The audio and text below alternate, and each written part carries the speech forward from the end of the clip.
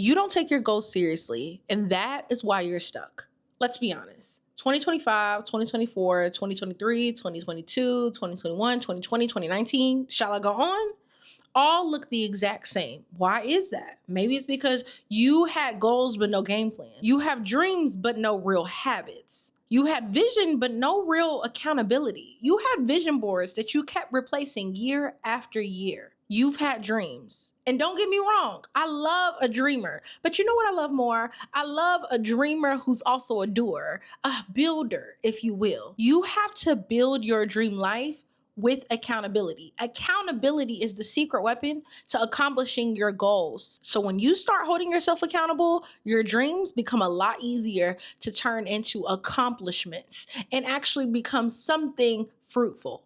But I promise you, when you start implementing accountability and you start getting things done, your 5 or 10 year goals will not be 5 or 10 year goals. You'll start completing them in 1 and 2. How do I know that? Because I've done this personally. I had a goal to purchase a home by the time I was 25, and I purchased it at 21. I knocked out goals way ahead of time, surprised even my own self. But it's because I take my goals seriously and I hold myself accountable to them. Now, I need you to take a deep breath and get your notes out, because this year will not look the same as years past, because we are going to implement accountability. And as your unofficial big sister, I'm going to walk you through exactly how to implement real accountability that sticks and that will actually change your life. I'm going to talk about 8 different forms of accountability. Me personally, I use all of them, but I know you're a beginner. So I'm going to walk you through all of them, and you can choose the best ones that fit for you and your life right now. Written accountability is probably the easiest because you already bought that planner for the new year that you're barely doing anything with. So I need you to go ahead and pull it out. You need to put your goals for the year at the beginning of the planner, and then you need to break them down into milestones and take those milestones and plug them into each and every month.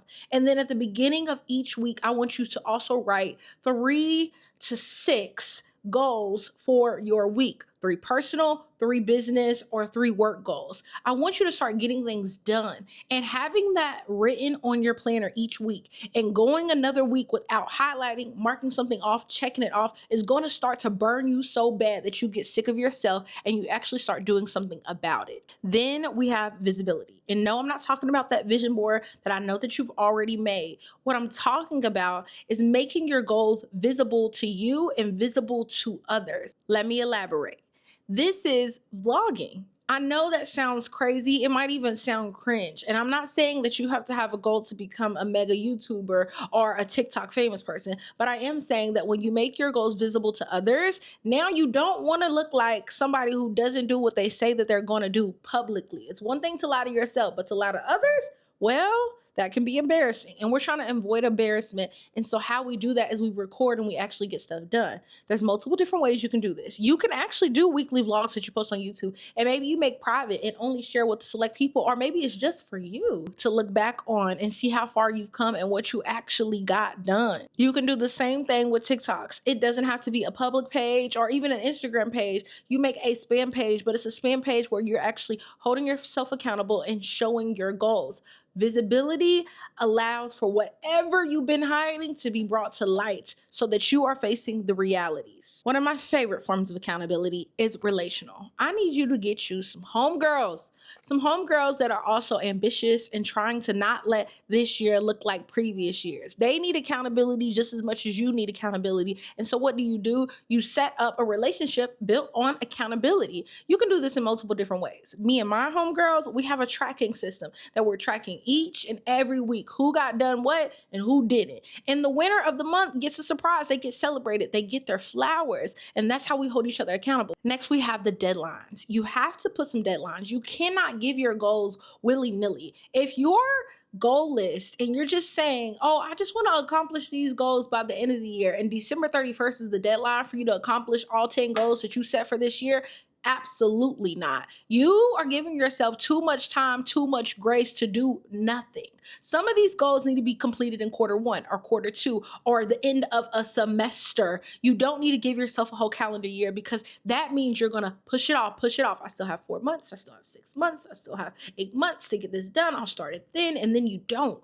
And you're wondering, Well, dang, how did that happen? How did I not accomplish what I said I was going to accomplish? Because you didn't give yourself a deadline. Give yourself a deadline. I have goals that are due by the end of this week. This is one of them. I have goals that are due by the end of this month, the end of this quarter, half year, the end of the year. Not everything's done at the same time. Sometimes I treat the first quarter as the year itself. This first quarter is 2026. Next quarter, at this point, we're 2027. I've went through 4 years while you've done one. Let's get to it. Environmental. I'm a girl that cannot stay home for long.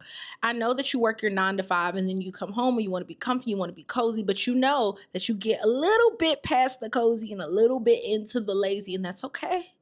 I am not bullying you, little sister. What I'm doing is letting you see you for you. I'm putting that mirror up that you've been avoiding. So you need to have different places and different spaces that mean different types of work. For example, I sometimes go to the library and I am going to the library just to Bible study. That is my place where I'm really being a student to the word. And so I know when I step into this space, that's what I'm focused on. And it allows me to really connect those dots between the place and the activity. Another example, one of my favorite, is coffee shops and editing.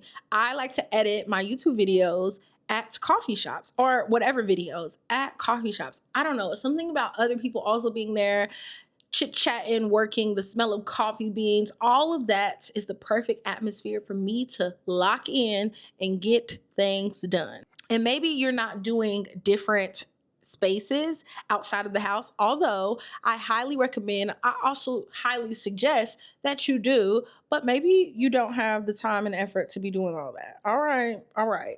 You need to have zones in your home that equal different parts of work. So my home office is for working on my business. That's what I'm doing there. I'm not editing there normally. I'm not Bible studying there. I am doing stuff for my business. I have a reading chair in my bedroom. Guess what I'm doing in that chair? I'm reading, or sometimes I Bible study. If it's very cold outside, I will not be going outside and I will be Bible studying inside in my reading chair. Just find a space, just find a place where you can connect activities to a specific location. Number 6 is financial. You have to put your money where your mouth is. That's how the saying goes, I believe. And I need you to be a girl of your word. Don't just be talking about it. We don't want birds. You got to do what you said you was going to do. And sometimes you got to put money on the line. You know what I'm saying? I highly recommend you doing this, especially for big goals or goals that you've really procrastinated starting the work on. So an example could be that grad school application that you've been saying you're going to apply because you really want your master's or you really want your PhD and you haven't. Make it a cost of $50. You owe your sister, you owe your mama, you owe your friend. Heck, if you want to owe me, you can owe me. And it's $50 if you don't complete it by said date, by March 31st. If you have not completed that grad application by March 31st, I will be knocking on your door because now you owe me $50. Dinero. Another way of doing this without having to send other people money, well, it's the same, is prepaying for workouts. That gym membership clearly isn't affecting you enough for you to be losing that $10 and not being in the building. So maybe you need to start paying for some Pilates, some reformer Pilates. You got to put a little more money up front and you prepay.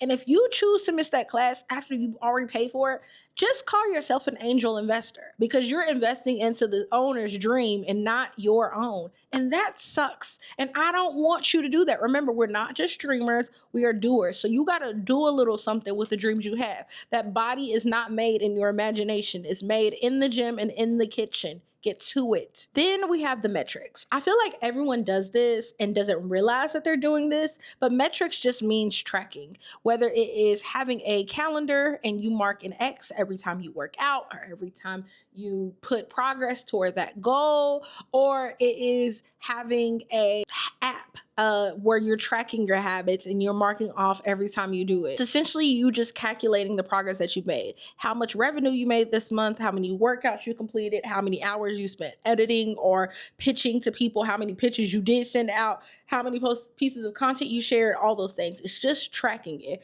When you're able to see how much work you've done, it really makes you want to go more. If I've already did 10 workouts this year, I might as well go ahead and double it and get 20, double it and get 40. I might as well just keep going because I've already made progress. And being able to see just how much I've done encourages me to do just a wee bit more. And all you need is one more day of commitment to doing more that leads to another day and another day and another day, because we're trying to get 1% better at minimum every single day. And lastly, what I think is really important, I really think all of them are important, which is why I said that I do all of them, which isn't a lie. And I can walk you through because I can put my money where my mouth is. And I can tell you each one that I do and how I do it.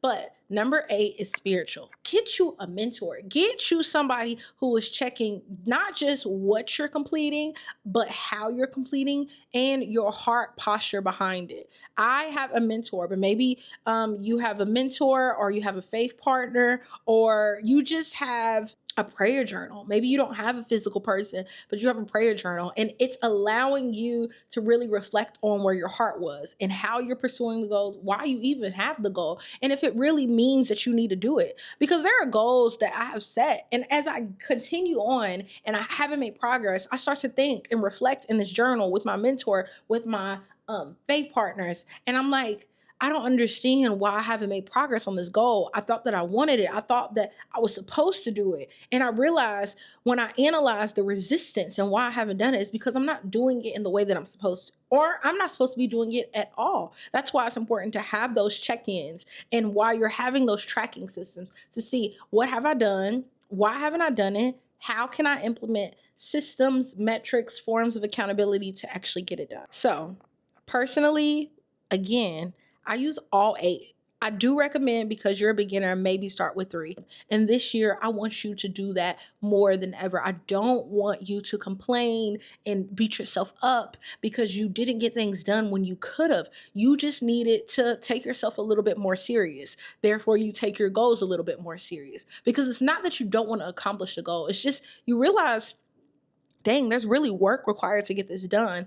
And sometimes that can overwhelm you. And if you don't have these systems in place, you'll let that overwhelm defeat you before you even start. Ooh, that was a word. So let this be an encouragement to you. Don't just watch this and don't do anything about it. I gave you 8 different forms of accountability. And if you're still confused, have questions, you're not sure, drop it in the comments. I want to talk to you. I want to help you. I want to be the big sister that you haven't had before.